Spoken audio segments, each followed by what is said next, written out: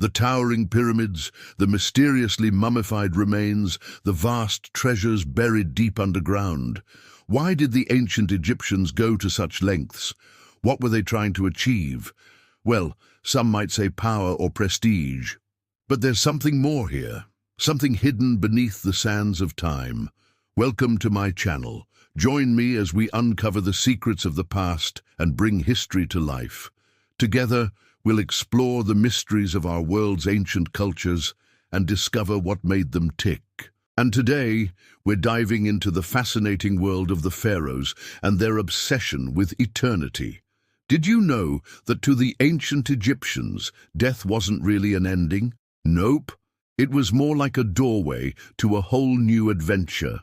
You see, they believed that when a person died, their soul, which they called the Ka, didn't just vanish.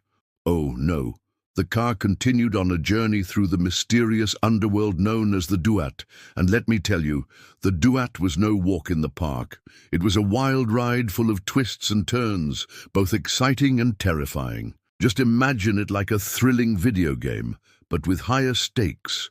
According to their beliefs, the soul had to face all sorts of challenges and even run into some seriously scary creatures along the way. There were gods to appease, demons to defeat, and tests to prove that the soul was worthy. If you think about it, it's kind of like a big adventure. The ancient Egyptians believed that the Duat was like a test of courage and resilience. It was a way to see if the soul was strong enough to handle anything that came its way. But here's where things get really interesting. After navigating through the dangerous Duat, the soul had the chance to reach a place called the Field of Reeds. Think of it like the ultimate reward, a kind of paradise where the soul could chill out forever. But here's the catch.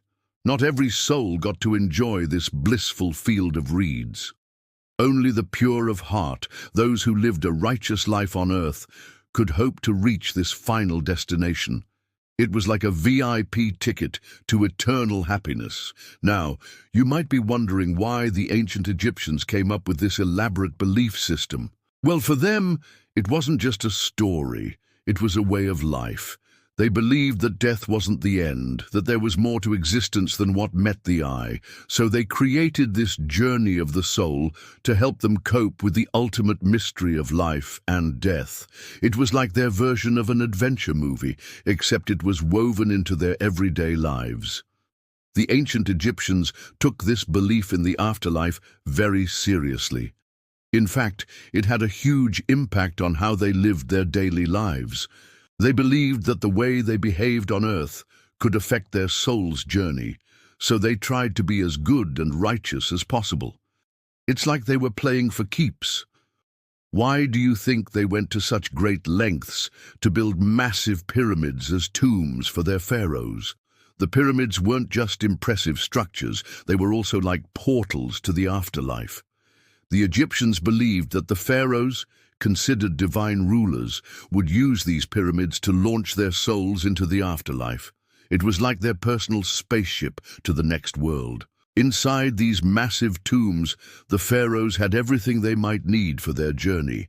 They placed tons of stuff inside the pyramids, like food, fancy clothes, weapons, even servants. You know, just in case the pharaoh needed anything during their trip to the afterlife. It was like packing for a long adventure. But wait, there's more. The ancient Egyptians had a special treat for the pharaohs.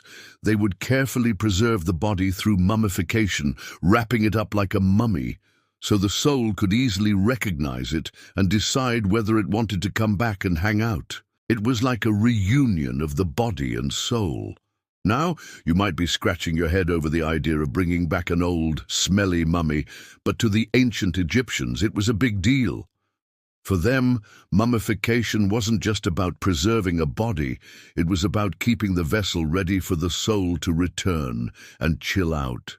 They believed that the soul, known as the Ka, needed a physical form to hang out in the afterlife.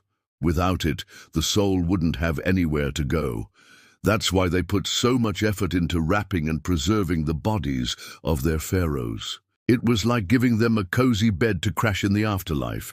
As I said, the ancient Egyptians were serious about their afterlife. They believed that the journey of the soul wasn't easy, and there were all sorts of challenges waiting. After the soul left the body, it had to go through a series of tests in the underworld. These tests were designed to check if the soul was pure and good enough to move on to the field of reeds. And let me tell you, the ancient Egyptians weren't messing around.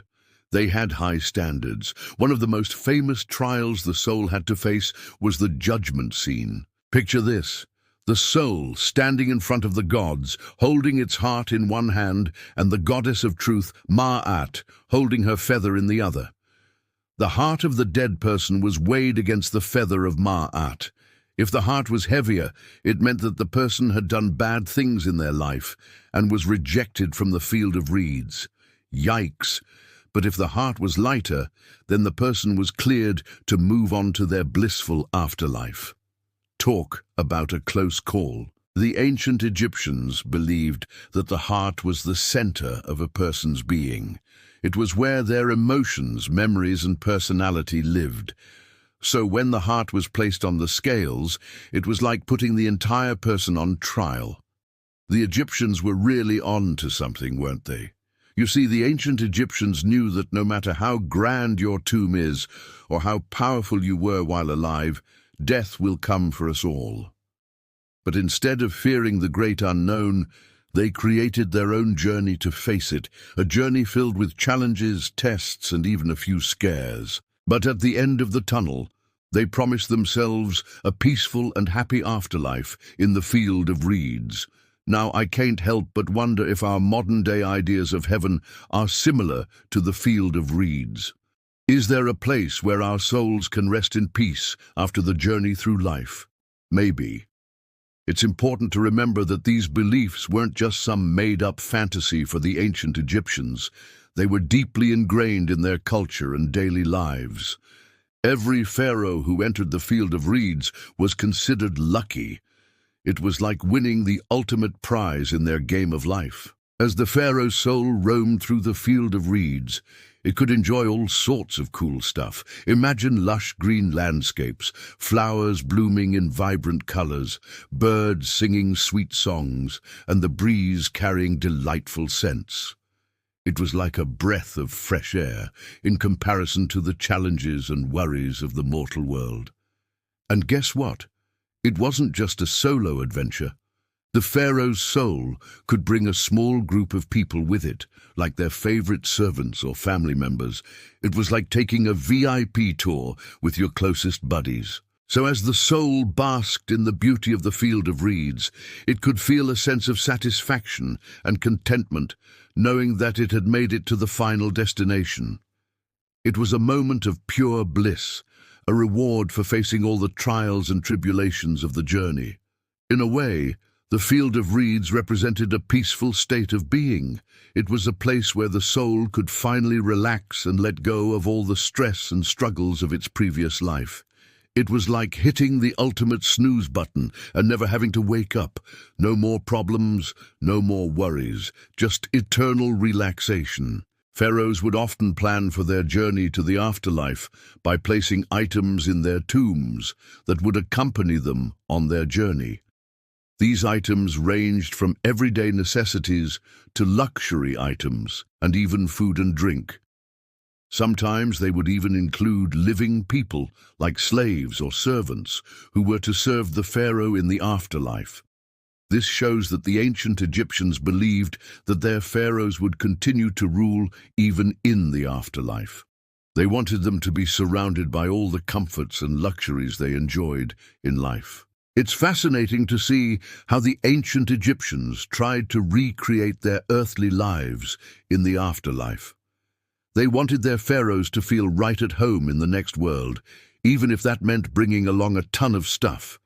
It's a glimpse into their mindset and the values they placed on comfort and luxury. I want to hear from you. What would you bring with you to the afterlife?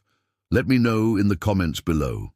And hey, if you're enjoying this journey through ancient Egypt, don't forget to subscribe for more exciting episodes. We've got lots more adventures to go on together. Thanks for joining me on this journey. Until next time, keep exploring the mysteries of our world and never stop learning.